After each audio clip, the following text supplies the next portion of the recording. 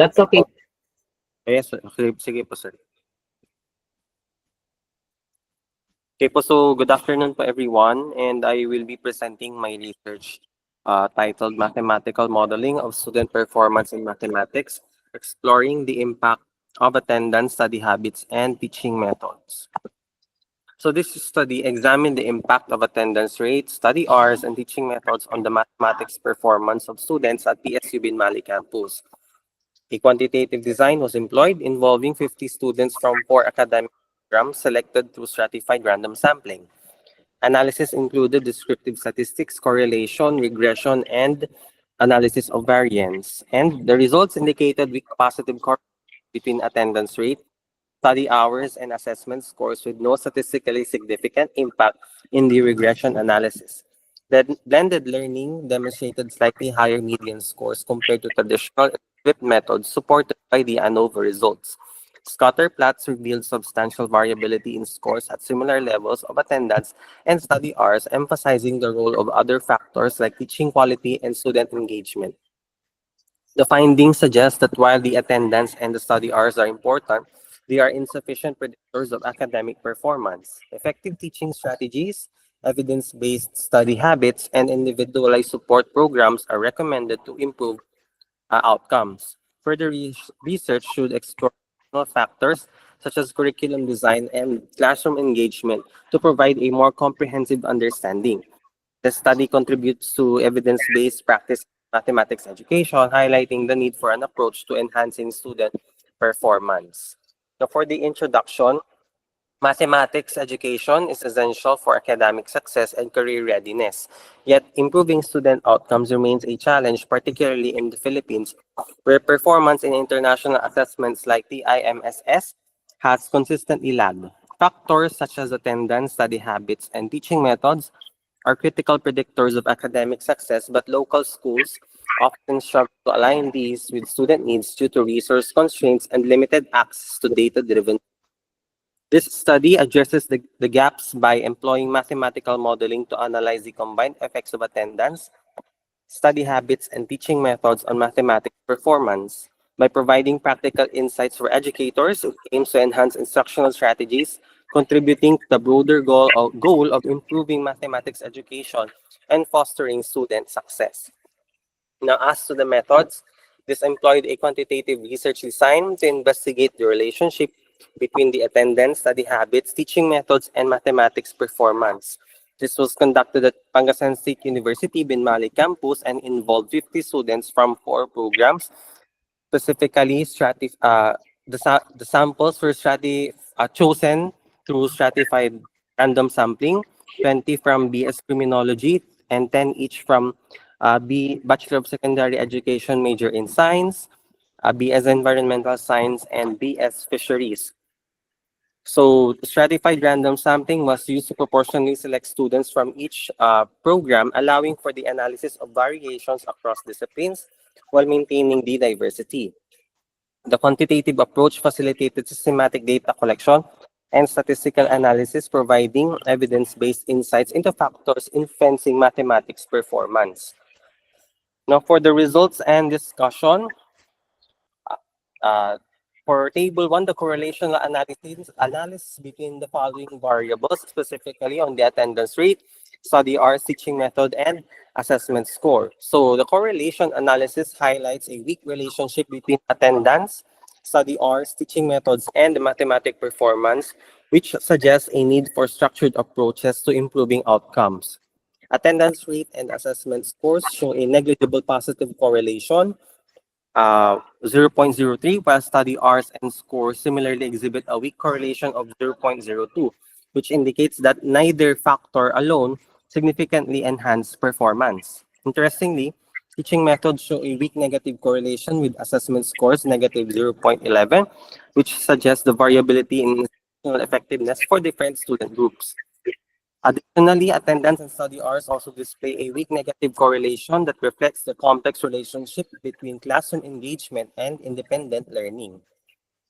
So the findings underscore that while attendance and study hours are important, innovative teaching practices, effective study strategies, and targeted student support are critical for improving mathematics performance. Now, the scatter plot of attendance rate versus assessment scores revealed a weak positive trend between the attendance rate and assessment scores, which indicate that higher attendance slightly improve academic performance. Despite this, the variability in scores at similar attendance levels suggested that attendance alone was not a strong predictor of success.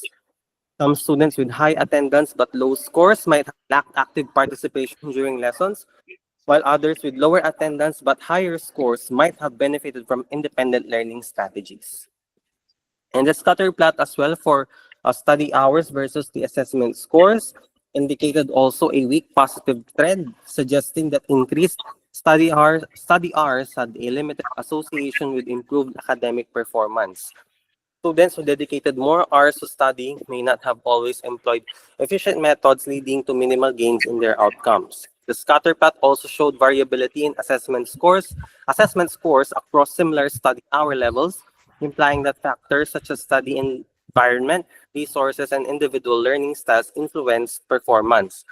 Some students with fewer study hours achieved high scores, possibly due to better focus and targeted revision techniques. Also, the box plot of assessment scores by teaching method revealed a notable difference in performance across the three instructional approaches. Students under the blended learning method exhibited slightly higher median scores and narrower variability compared to traditional and flipped methods. The broader spread of scores in traditional flipped methods suggested that these approaches did not consistently cater to all students, and traditional methods often emphasize teacher-centered instruction, potentially limiting student engagement. While flipped classrooms required significant self-directed learning, which some students might have found challenging without adequate support. These results highlighted the potential of blended learning to balance flexibility and guidance, making it a more adaptable approach for diverse classrooms. Now, for the regression analysis, it has revealed key insights into the relationship between attendance rate, study hours, teaching methods, and assessment score. The constant term indicated that students, on average, scored 75.52% when other predictors were at their baseline. However, the coefficients for attendance rate and study hours were small and statistically insignificant, suggesting that these factors had minimal direct impact on scores. Similarly, the teaching method coefficient showed no significant influence, though the negative sign implied that some methods might slightly reduce performance. So the following results suggest that factors beyond those measured, such as teaching quality or individual attributes, play a more critical role in determining academic outcomes. And the ANOVA results revealed also a statistically significant difference in assessment scores across teaching methods, as indicated by the F statistic 4.02 and a p-value of 0.025. This suggests that the choice of teaching method influenced students' mathematics performance. Specifically, the between groups variance indicated meaningful differences in group means, while within groups variance showed that individual differences within each teaching method also contributed to the overall variability. These findings now highlight that teaching strategies played a critical role in academic outcomes, supporting the idea that instructional approaches need to be tailored to students' needs. Now, for the conclusions and suggestions, this study examined the relationships between attendance rates, study hours, teaching methods, and mathematics assessment scores among students at PSU Binmali campus. It has revealed that while these factors were traditionally considered influential, their direct impact was minimal. Attendance rate and study hours showed weak positive correlations with assessment scores, but their effects were statistically insignificant. Teaching methods also had no significant impact, though blended learning demonstrated slightly better outcomes than traditional or flipped methods. The results suggested that factors such as teaching quality, classroom engagement, and individual learning strategies may play a more significant role in student performance. To improve outcomes, it has highlighted the importance of enhancing instructional quality, promoting effective study habits, and adapting blended learning models. Additionally, future research was recommended to explore broader factors and develop tailored support programs to address diverse needs and improve mathematics performance. So that ends my presentation po. Okay, so thank you. Wait.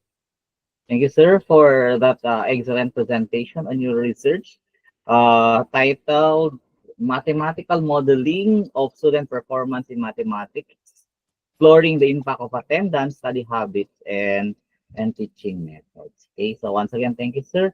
May I now ask the group if if we have questions for our presenter? Anyone from the group who wants to give a question for our presenter?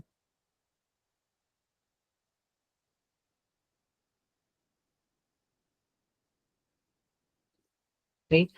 Sir, you have used a mathematical model for analyzing student performance based on some factors like attendance, study habits, and teaching methods. Did you employ a mathematical model for such that to, the, to determine a relationship of these factors specifically to student performances or not? No?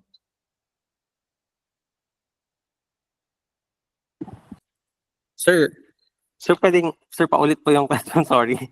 Uh, since your research is on mathematical modeling, were you able to use or employ a mathematical model to analyze or predict student performance based on these factors such as attendance, study habits, and teaching methods?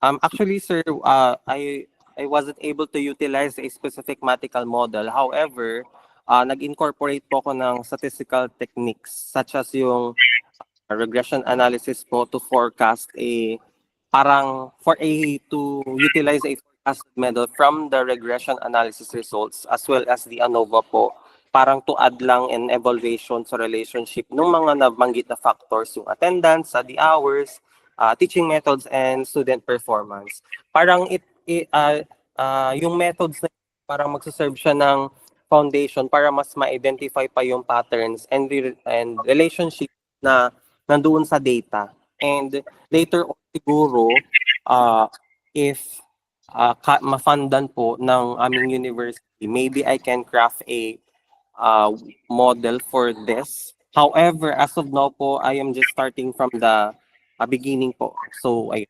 nagfo-forecast pa lang po talaga ako. So it's it's more of the statistical tools that you have utilized for the analysis and predicting student performance. Yes, sir. Opo. Thank you, sir. Sige po. Thank you po.